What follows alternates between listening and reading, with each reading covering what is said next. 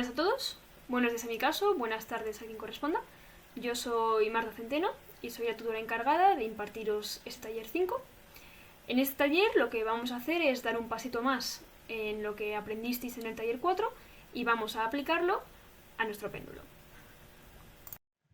Bueno, lo primero de todo, lo que vamos a ver en este taller es solamente un ejemplo de lo que se puede hacer. O sea que si queréis utilizar otros sensores o si os ha ocurrido otra forma de hacerlo, también está bien, únicamente es un ejemplo de cómo se podría hacer. Fundamentalmente en este taller vamos a utilizar un electroimán para hacer funcionar el péndulo. Veremos qué son los electroimanes, cómo funcionan y cómo podemos utilizarlos. Y luego al final veremos rápidamente cómo se utiliza un servo, por si alguno de vosotros tenía alguna idea que incluyese servos. Bueno, pues lo primero de todo, ¿qué es un electroimán? Bien, pues un electroimán al final es hilo conductor bobinado por el que hacemos pasar una corriente eléctrica. ¿Qué ocurre? Que este hilo tiene que estar recubierto por un material aislante para que la corriente haga todo el camino circular y no se nos pase de una espira a otra al estar los conductores en contacto. Entonces, cuando esta corriente atraviesa todas las espiras de nuestra bobina, genera un campo magnético que tiene un polo norte y un polo sur, al igual que un imán.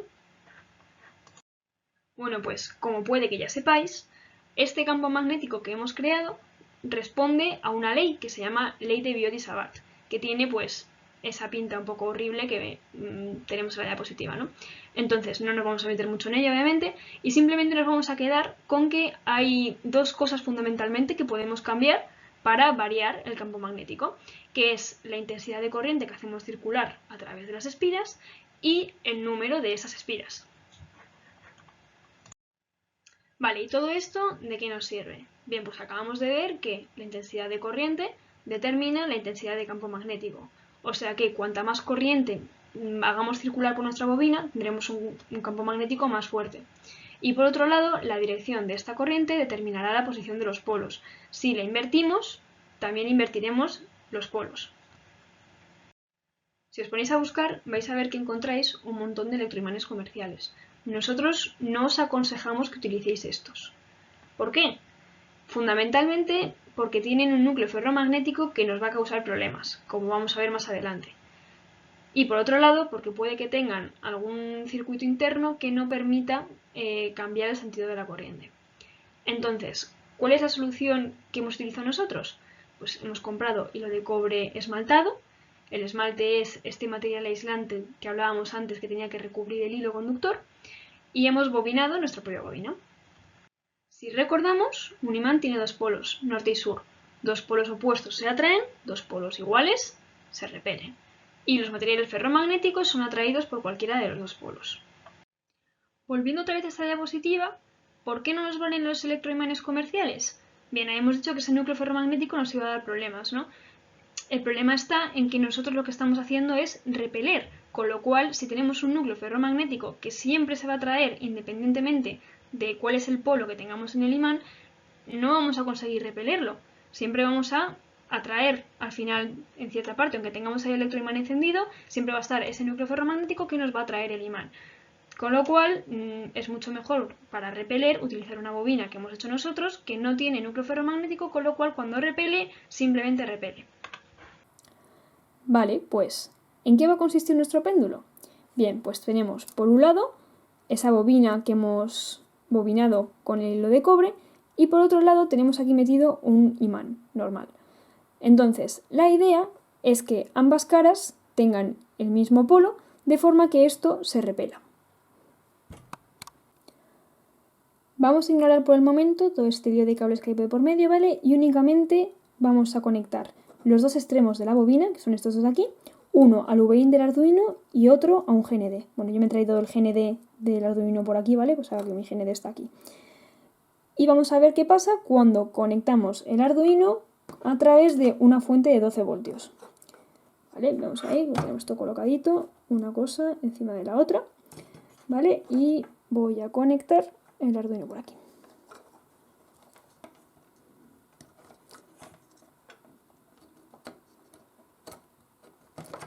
Vale, pues ahora tenemos el electroimán permanentemente encendido, con lo cual estamos todo el rato repeliendo el imán cuando se acerca a la bobina.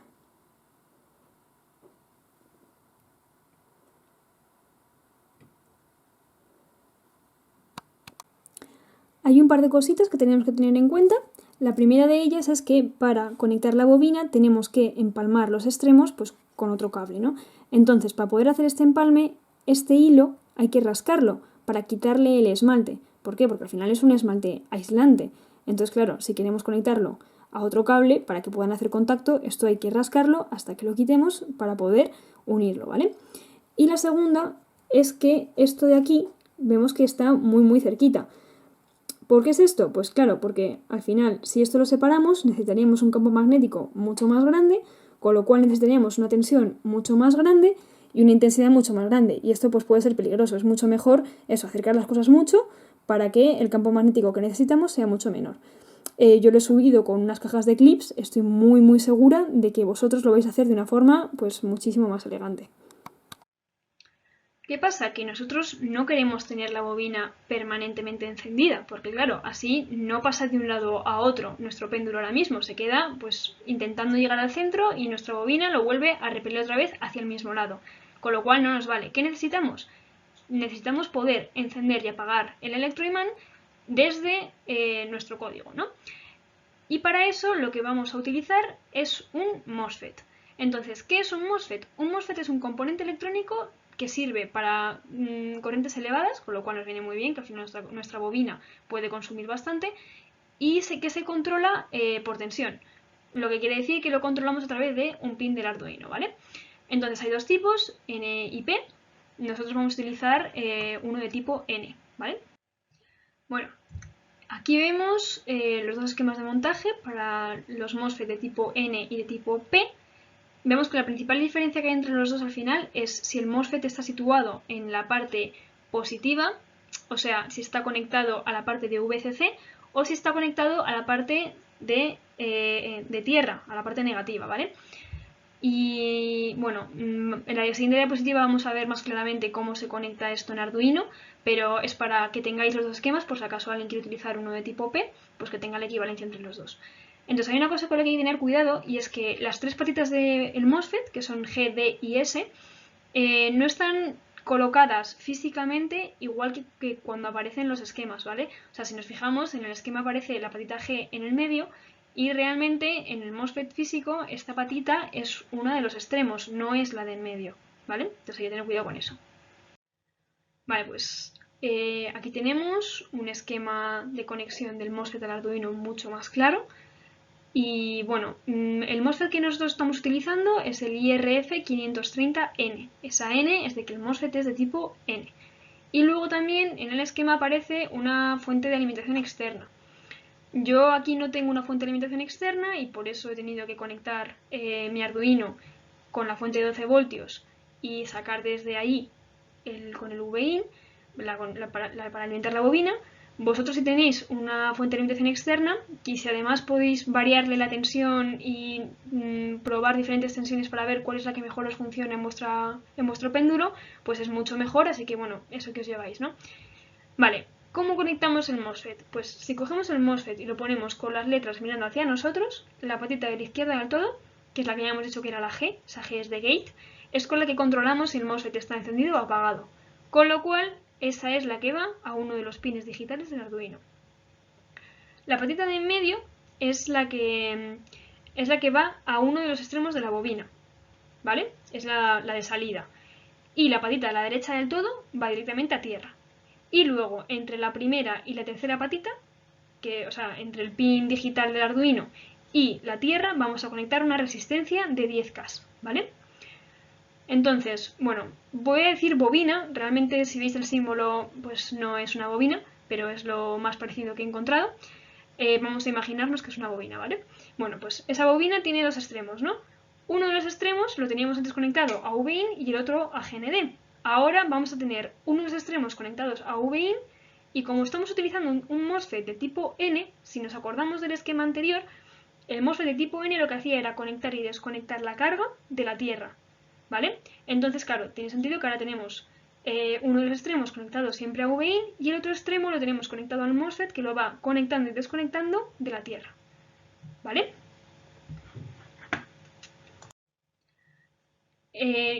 Los extremos de la bobina, a priori puede que no sepamos cuál es la posición en la que atraen y en la que repelen. Entonces, bueno, pues si resulta ser al revés, si está atrayendo en vez de repeliendo, o bueno, si queréis que atraiga y os está repeliendo, pues simplemente será cambiar la posición de esos dos cables y ya está, ¿no? El ejemplo que vamos a ver es muy sencillito, simplemente vamos a encender el MOSFET durante 2 segundos y apagarlo otros 2 segundos. Entonces, mientras el MOSFET esté encendido, va a circular corriente a través de la bobina y por tanto tendremos el electroimán encendido. Y cuando tengamos el MOSFET apagado, no circulará corriente y por tanto tendremos el electroimán apagado.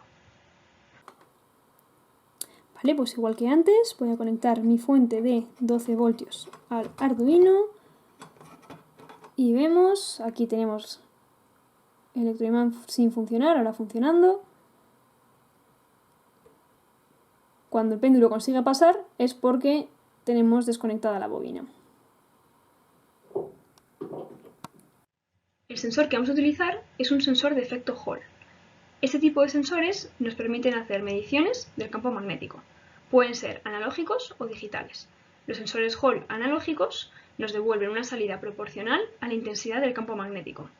Los sensores Hall digitales únicamente nos permiten saber si hay o no hay campo magnético. Pueden ser de dos tipos. Los sensores Hall digitales de tipo switch, que se encienden en presencia de campo magnético y se apagan cuando deja de haber campo magnético, y los de tipo latch, que al acercar un polo del imán se encienden y mantienen ese valor hasta que les acercas el otro polo del imán. La ventaja que tienen los sensores Hall para esta aplicación respecto a otros sensores como los que visteis en el taller anterior es que no dependen ni de la luz que haya ni del ruido que haya y únicamente dependen del campo magnético, con lo cual van a tener muy pocas interferencias y van a funcionar muy bien y de forma muy precisa. El montaje del sensor Hall es el que tenemos en esta diapositiva. Si nos ponemos con el sensor Hall mirando hacia nosotros, tenemos que la patita izquierda la tenemos que conectar a 5 voltios, la del medio a GND y la de la derecha del todo al pin digital por el que queramos leer. Y luego además la primera y la tercera patita, o sea 5 voltios y el pin con el que vamos a leer, lo conectamos a través de una resistencia de 10 kiloohmios. Cuando el sensor Hall detecta campo magnético, toma un valor low y cuando no detecta campo magnético tiene un valor high. Por tanto, vamos a utilizar un código muy sencillito en el que vamos a utilizar el LED del Arduino, que es el pin 13, para encender o apagar el LED dependiendo de si detectamos o no detectamos el campo magnético. Por tanto, con un código muy sencillito, si detectamos campo magnético, o sea, si nuestro sensor Hall tiene valor low, encendemos el pin del Arduino, y si no detectamos campo magnético, pues apagamos el pin del LED del Arduino. Viniendo a nuestro sistema físico, vemos que este de aquí es el LED que se enciende cuando detectamos campo magnético, es el pin 13 del Arduino. Y bueno, aunque tenemos realmente montados dos sensores Hall, solamente estamos utilizando este de aquí en medio, ¿vale? Entonces, ahora que separo el imán, vemos que se ha apagado el LED y cuando vuelvo a poner el imán encima, vemos que se enciende el LED. Quitamos, LED apagado y se enciende cuando volvemos a poner el imán encima. Vale, pues si ahora juntamos todos los montajes que hemos visto hasta ahora en un mismo Arduino, nos quedaría algo parecido a esto. Bueno, ahora ya la bobina sí que es una bobina, ¿vale? Ya no es el símbolo que no corresponde, ahora sí que es una bobina. Y bueno, lo único que como nuestro Arduino no tiene pines suficientes de GND y de 5 voltios para alimentar todo, utilizamos los dos extremos, donde pone el más y el menos de nuestra protoboard, para conectar ahí todos los GNDs, todos los 5 voltios y eso llevarlo a la tierra y a los 5 voltios del Arduino. Vale, pues ya lo único que nos quedaría es ser capaces de medir el periodo de nuestro péndulo para comprobar que con ayuda del electroimán somos capaces de mantener este periodo a lo largo del tiempo. Entonces aquí os dejamos un ejemplo de cómo lo hemos hecho nosotros. Como todo, si tenéis otra idea estará bien, si tenéis alguna forma mejor de hacerlo, pues adelante con ella. Esto simplemente es un ejemplo por si no sabéis por dónde empezar. Vale, pues lo que estamos haciendo nosotros es medir el tiempo que tarda el péndulo en subir hasta uno de los laterales y volver otra vez al sensor. Entonces, ese tiempo luego, para calcularnos el periodo, lo tenemos que multiplicar por 2. ¿Por qué? Porque realmente el periodo del péndulo sería todo el ciclo completo de va hacia los dos lados y luego vuelve. Como nosotros solamente estamos midiendo uno de los lados, pues tendremos que multiplicar ese tiempo por 2, ¿no? Vale.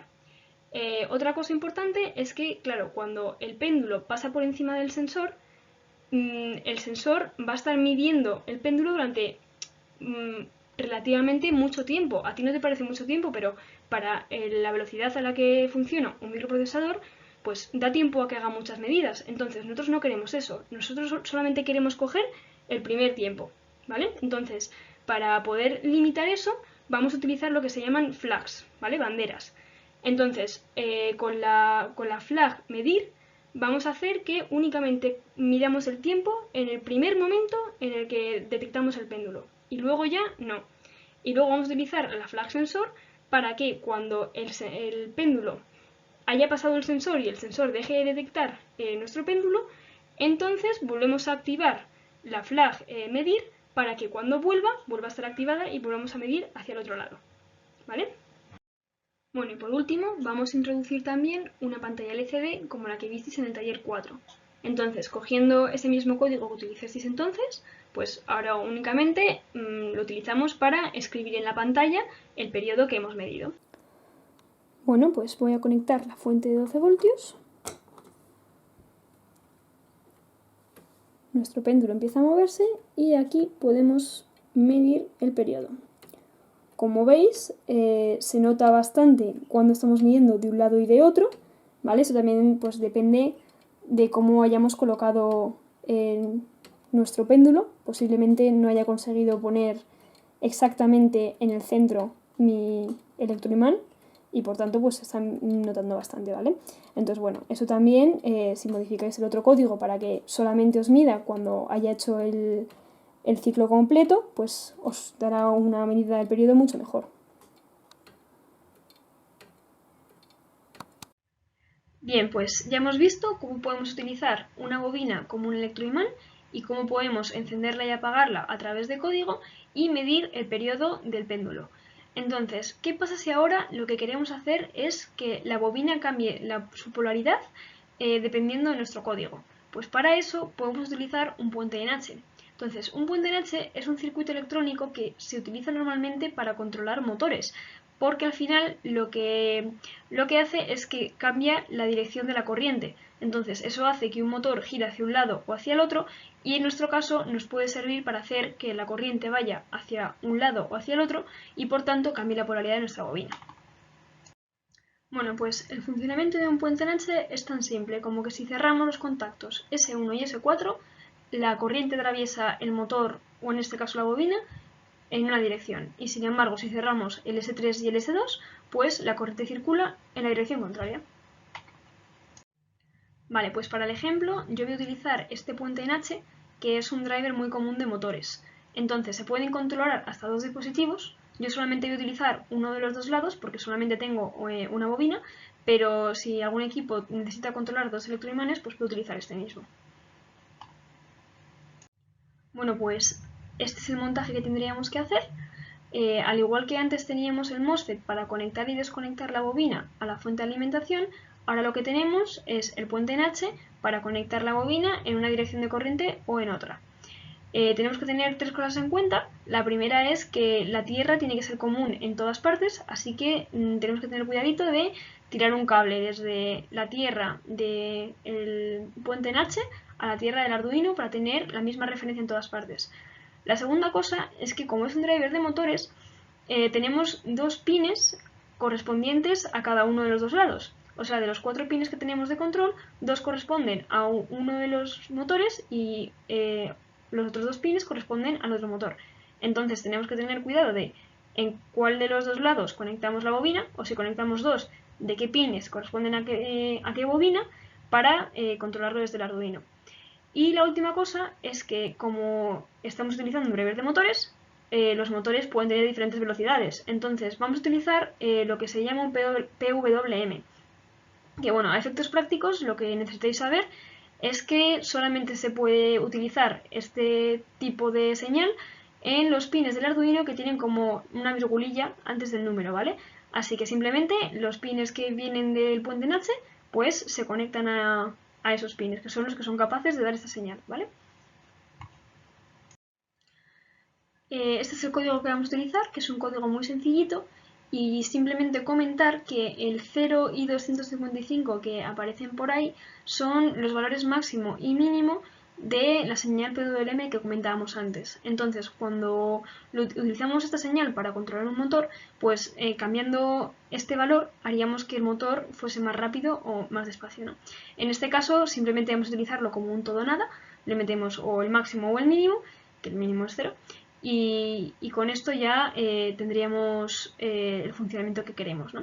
Entonces, ¿cómo funciona el driver? Pues lo controlamos con dos pines y si encendemos uno de los pines y apagamos el otro, o sea, si ponemos uno al máximo y otro a 0, pues en ese caso la corriente irá hacia una dirección y si los intercambiamos, pues irá hacia el otro lado.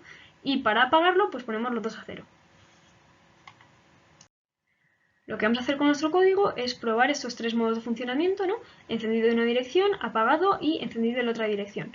Entonces vamos a poner que cuando atraiga o repela sean 2 segundos y cuando esté apagado sea 1.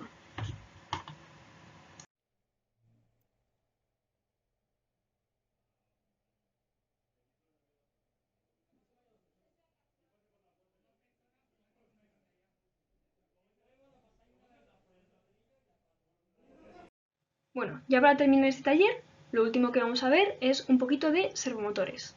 Lo primero de todo, ¿qué es un servo? Pues un servo es un motor eléctrico que nos permite controlar la posición de su eje. ¿Qué quiere decir esto? Bueno, si vosotros cogéis un motor eléctrico normal y lo conectáis, pues el motor empieza a girar y es muy complicado pararlo en una posición angular concreta, ¿no? Entonces, en la parte buena que tienen los servos es que tú le indicas la posición angular a la que quieres que llegue. No controlas la velocidad, sino que controlas la posición. Entonces, la posición angular de un servo va de 0 a 180 grados normalmente, ¿vale? No suelen dar la vuelta completa. Y se controlan indicándoles la posición a la que quieres que llegue. Vale, pues, ¿para qué nos puede servir un servo en nuestro péndulo? Bueno, pues a nosotros se nos había ocurrido, por ejemplo, que igual que nosotros estamos utilizando ahora mismo una bobina como un electroimán para repeler el imán que hay dentro del péndulo con nuestro electroimán al ponerles el mismo polo, simplemente podríamos utilizar otro imán que puesto con el mismo polo que el imán del péndulo, pues se repeliesen entre ellos, con lo cual con el servo cambiaríamos la posición de ese imán para acercarlo cuando correspondiese y así repeler el péndulo. Puede que se os ocurran otras formas de hacerlo, pero bueno, simplemente para poder desplazar de un lado a otro un imán que atraiga o repela otro imán que hay en el péndulo. Bueno, pues el montaje de un servo es bastante sencillito. Solamente tiene 3 cables, uno que va a 5 voltios, uno que va a GND y uno que va a un pin digital. Vale, ojo porque este pin digital tiene que ser PWM, que son los que tienen la virgulilla. Si os acordáis del taller 4, los pines digitales PWM nos servían para dar valores analógicos, ¿vale? Que al final, claro, nosotros lo que queremos es indicarle a nuestro servo una posición angular, que no es un valor 0 o 1, es un valor analógico. Con lo cual necesitamos este pin PWM para poder indicarle este valor, ¿vale? Bueno, pues el código que vamos a utilizar es directamente el ejemplo de la librería servo.h, que es una de las librerías estándar del IDE de Arduino. Si os acordáis del taller anterior, visteis que en Arduino directamente te había una serie de ejemplos que los abrías y estaba ya escrito, con lo cual esto es pues uno de ellos, ¿vale? Entonces, únicamente tenemos que fijarnos en que aquí por defecto tiene conectado el servo en el pin 9. Nosotros justo lo hemos conectado a ese pin, ¿vale? Pero bueno, que si no fuese ese nuestro pin y hubiésemos elegido otro pin digital PWM, pues tendríamos que cambiar ese valor pues, por el pin que hayamos elegido, ¿vale? Entonces este código lo que hace es mover el servo en todo el rango de la posición angular que puede tomar, sumando de 1 en 1 los grados. Entonces va a ir despacito, no va a cambiar bruscamente, ¿vale? Porque va a ir sumando y tiene un delay entre medias, con lo cual simplemente se va a mover para que veamos qué rango de posiciones tiene nuestro servo. Vale, pues vemos cómo el servo se mueve en todo el rango de sus posiciones angulares, que veis que más o menos va pues eso, de 0 a 180 grados. Ya hemos dicho que va despacito por ese delay que le mete el ejemplo en este caso. Bueno, hemos visto que la velocidad del servo es bastante limitada porque al final teníamos un delay dentro de un bucle for. Esto quiere decir que por cada posición angular que estaba avanzando el servo tenía un delay de 15 milisegundos, que parece que no es mucho, pero si al final son 180 posiciones angulares, pues acaba siendo bastante tiempo, ¿no? Entonces, si queremos ganar un poco de velocidad, lo que podemos hacer es directamente indicarle al servo con myservo.write la posición a la que queremos que vaya. ¿Qué pasa? Si lo hacemos así, lo que tenemos que ponerle luego es un delay lo suficientemente alto como para que al servo le dé tiempo a llegar hasta esa posición antes de mandarle a otra diferente, ¿no? Entonces yo he puesto medio segundo y bueno, pues vamos a ver qué ocurre. Vemos ahora este segundo caso en el que le indicamos directamente la posición angular en la que queremos que vaya. Veis que aunque va mucho más rápido que en el caso anterior, sigue sin ser inmediato. El servo necesita un tiempo para ir de una posición a otra, por lo que tenemos que meterle un delay entre las diferentes posiciones para que le dé tiempo a llegar a la posición a la que le habíamos mandado antes de volver a la posición anterior. Pues con eso terminamos el taller. Si os habéis quedado con cualquier duda, podéis preguntarnos a los tutores, que estaremos encantados de volver a contaros lo que haga falta. Y bueno, al final os hemos contado cosas que creemos que se os han podido ocurrir, que podéis necesitar, que os pueden ayudar. Pero si vuestra idea incluye cualquier otra cosa que no viene en lo que os hemos contado, también podéis preguntarnos, os intentaremos ayudar con lo que podamos, así que no tengáis ningún miedo en preguntarle a vuestro tutor todo lo que necesitéis saber. Así que pues nada, mucha suerte con las entregas que quedan y hasta la próxima.